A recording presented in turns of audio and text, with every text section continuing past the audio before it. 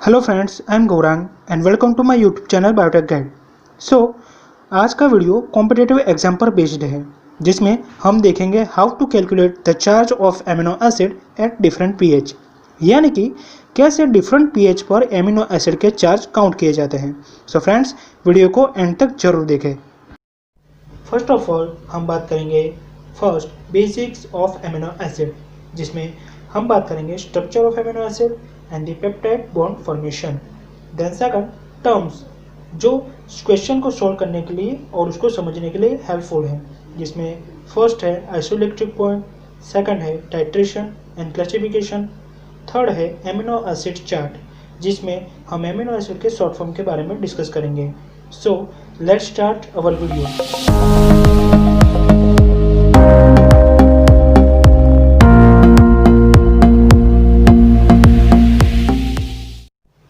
Let's start our first point, basics of amino acid, जिसमें first हम बात करेंगे स्ट्रक्चर ऑफ एमिनो एसिड के बारे में। So here you can see in the diagram the middle carbon is known as a chiral carbon. यहाँ पर carbon को किराल कार्बन इसलिए कहा गया है क्योंकि उसकी फोर्थ वैलेंसी फील्ड है डिफरेंट ग्रुप के हिसाब से, जिसमें राइट साइड की ओर आप देख सकते हो carboxylic acid group, then second hydrogen, then third amino group और नीचे की ओर आर ग्रुप। यहाँ पर आर ग्रुप फर्दर क्लासिफाइड है पोलर और नॉन पोलर एमिनो एसिड्स में। Second peptide bond formation. We knew that amino acids are building blocks of a protein, but how, कैसे उसको प्रोटीन का बिल्डिंग ब्लॉक्स कहा गया है। सो प्रोटीन एक कॉम्प्लेक्स मॉलिक्यूल है जो फॉर्म होता है जब भी डिफरेंट एमिनो एसिड्स एक दूसरे के साथ अटैच होकर एक लॉन्ग चेन फॉर्म करते हैं तभी। यहाँ पर एमिनो एसिड्स एक दूसरे के साथ जिस बॉन्ड की मदद से अटैच होते हैं उसको पेप्टाइड बॉन्ड कहते हैं। सो यहाँ पर हम देखेंगे कैसे ये पेप्टाइड बॉन्ड फॉर्म होता है। सो यहाँ पर एग्जाम्पल के तौर पर मैंने एक एक्स एमिनो एसिड और वाई एमिनो एसिड लिया है। यह दो एमिनो एसिड जब एक दूसरे के साथ अटैच होते हैं तभी एक्स एमिनो एसिड में से ऑक्सीजन और वाई एमिनो एसिड में से दो हाइड्रोजन एक दूसरे के साथ अटैच होते हैं और एक वाटर मॉलिक्यूल H2O फॉर्म करते हैं, और साथ ही एक्स एमिनो एसिड के कार्बन और वाई एमिनो एसिड के नाइट्रोजन के बीच में एक बॉन्ड फॉर्म होता है जिसको पेप्टाइड बॉन्ड कहा जाता है। ऐसे कई सारे एमिनो एसिड एक दूसरे के साथ पेप्टाइड बॉन्ड से अटैच होकर प्रोटीन का कॉम्प्लेक्स मॉलिक्यूल फॉर्म करते हैं। सेकंड वी डिस्कस टर्म्स, जिसमें फर्स्ट हम बात करेंगे द आइसोइलेक्ट्रिक पॉइंट, जिसको PI से राइट डाउन किया जाता है। सिंपल व्यू में बात करें तो आइसोइलेक्ट्रिक पॉइंट एक pH वैल्यू है जब भी कोई भी मॉलिक्यूल किसी भी प्रकार का इलेक्ट्रिक चार्ज कैरी नहीं करता। फर्दर वो न्यूट्रल और जीरो भी हो सकता है। सो उस टाइम की pH वैल्यू को आइसोइलेक्ट्रिक पॉइंट PI कहा जाता है। So here you can see in definition, the isoelectric point is the pH at which a molecule carries no net electrical charge or is neutral or zero. Then isoelectric point को use किया जाता है protein को separate करने के लिए। Then amino acid, जिसमें carboxylic group की PI वैल्यू को pK1, देन एमिनो ग्रुप की PI वैल्यू को pK2 और R ग्रुप की PI वैल्यू को pKr से राइट डाउन किया जाता है। अब इस टर्म को हम एग्जाम्पल के तौर पर देखेंगे।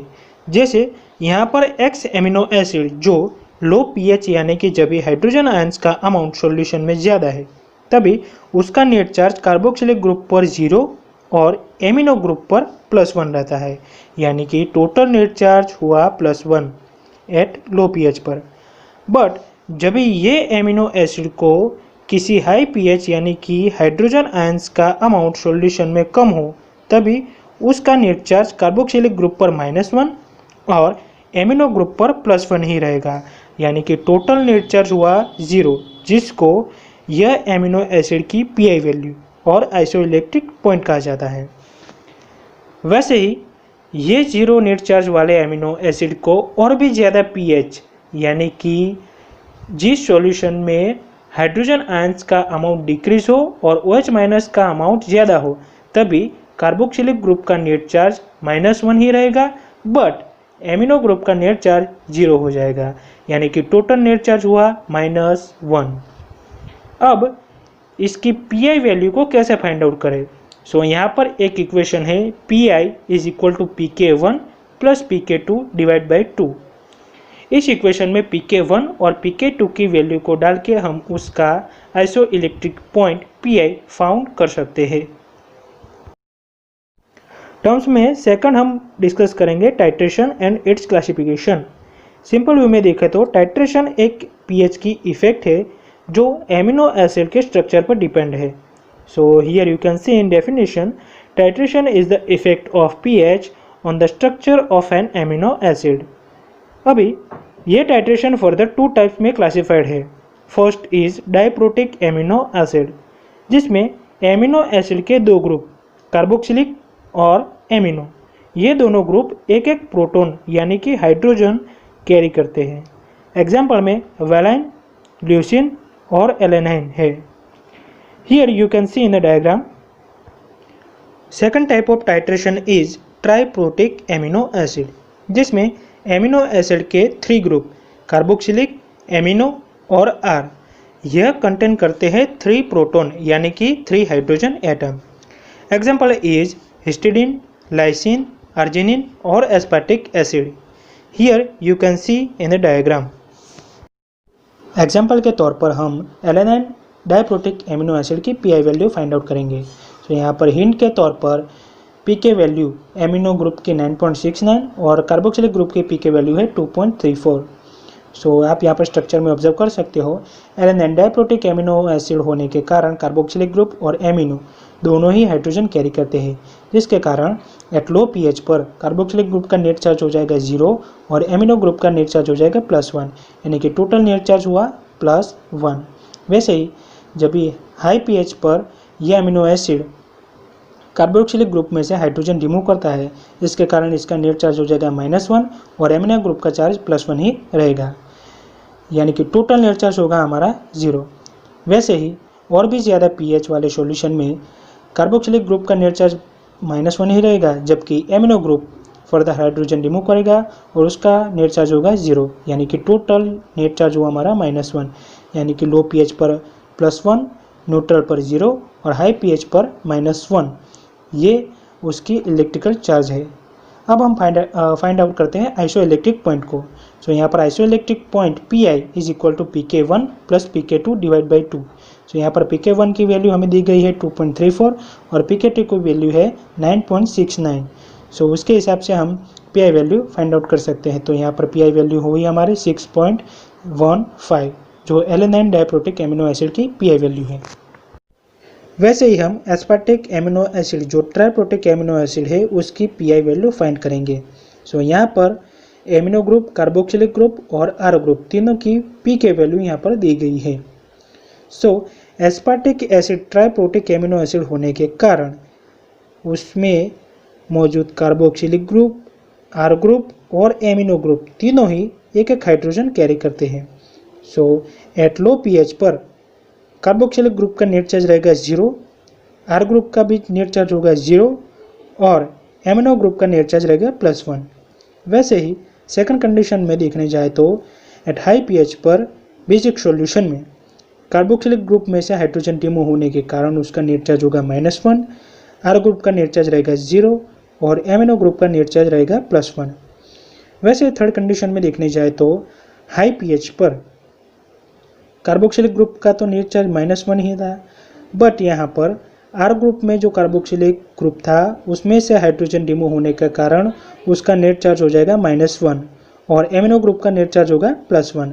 वैसे फोर्थ कंडीशन में अब देखने जाए तो यहाँ पर कार्बोक्सिलिक ग्रुप का नेट चार्ज रहेगा -1, R ग्रुप का भी नेट चार्ज रहेगा -1 और यहाँ पर एमिनो ग्रुप में से हाइड्रोजन रिमूव होने के कारण उसका नेट चार्ज हो जाएगा 0।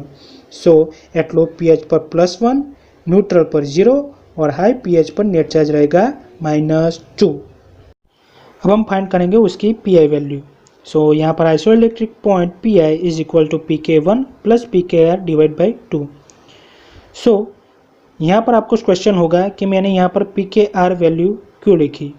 सो जैसा कि हमने आइसोइलेक्ट्रिक पॉइंट में देखा था कि कार्बोक्सिलिक ग्रुप की पीआई वैल्यू को pK1, एमिनो ग्रुप की पीआई वैल्यू को pK2 और आर ग्रुप की पीआई वैल्यू को pKr से निर्दिष्ट करते थे हम। ओके, सो डायग्राम में आप ऑब्जर्व करें तो फर्स्ट कंडीशन में कार्बोक्सिलिक ग्रुप में से हाइड्रोजन रिमूव होता था। सो इसके कारण यहाँ पर मैंने उसकी पीआई वैल्यू को pK1।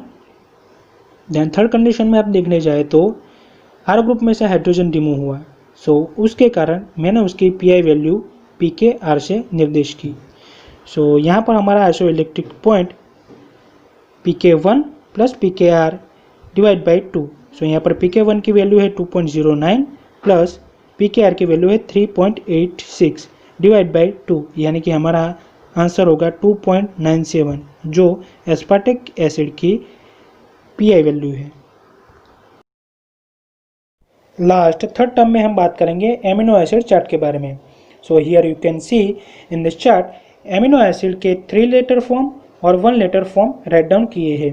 सो बात करते हैं फर्स्ट एमिनो एसिड की, आर्जिनिन, जिसका 3 लेटर फॉर्म है ARG और 1 लेटर फॉर्म है R। वैसे second amino acid phenyl alanine, जिसका 3 लेटर फॉर्म है PHE और 1 लेटर फॉर्म है F। Third tyrosine amino acid, जिसका 3 लेटर फॉर्म है TYR और 1 लेटर फॉर्म है Y। वैसे ही फोर्थ एस्परजिन का 3 लेटर फॉर्म है ASN और 1 लेटर फॉर्म है N। Fifth aspartic amino acid का 3 लेटर फॉर्म है ASP और 1 लेटर फॉर्म है D। ग्लूटामिक एसिड का 3 लेटर फॉर्म है GLU और 1 लेटर फॉर्म है E। वैसे ही सेवंथ लाइसिन, जिसका 3 लेटर फॉर्म है LYS और 1 लेटर फॉर्म है K। 8 ट्रिप्टोफैन, जिसका 3 लेटर फॉर्म है TRP और 1 लेटर फॉर्म है W। वैसे ही ग्लूटामाइन का 3 लेटर फॉर्म है GLN और 1 लेटर फॉर्म है Q। ये होल चार्ट आपको कम्प्लीटली मेमोराइज करना होगा, क्योंकि जब भी एग्जाम में इस क्वेश्चन को ट्रिकी बनाना हो तभी एग्जामिनर एमिनो एसिड के 1 लेटर और 3 लेटर वाले फॉर्म को यूज़ करते हैं। So please memorise whole chart. Now we talking about question. So यहाँ पर फर्स्ट क्वेश्चन है, calculate the charge of peptide at pH 1, 7 and 10। और नीचे एमिनो एसिड के 3 लेटर फॉर्म भी दिए गए हैं और यहाँ पर हिंट के तौर पर आर ग्रुप की पीके वैल्यू दी गई है 10.07।